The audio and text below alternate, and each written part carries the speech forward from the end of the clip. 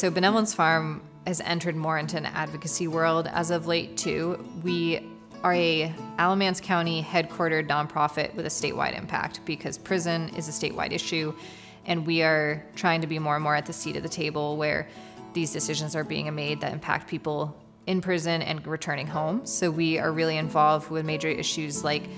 trying to pass legislation to repeal SNAP bans, which affect people with drug convictions because they need food support when they're coming home, but that's when the ban is in place, is like right as someone's getting home from prison. We also are trying to highlight the absurdity of what's called debt-based driver's license suspensions. So when you're coming home from prison, North Carolina is not a state with a good public transit infrastructure, and so people rely on cars to get to work every day to do everything pretty much, and you can have your driver's license suspended in North Carolina for failure to pay your fines and fees unrelated to driving. But what they're instead doing is sending people further into debt because they can't get to work,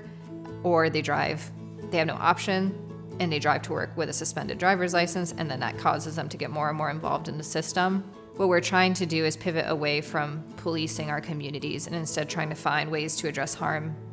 together without police and incarceration always being the first response. And we think part of that is also addressing our basic needs in communities. So we think we'll have safer communities if everyone's housed, fed, able to work, or get disability, and that will make us safer as a wider community and thus make us rely less on policing and prisons.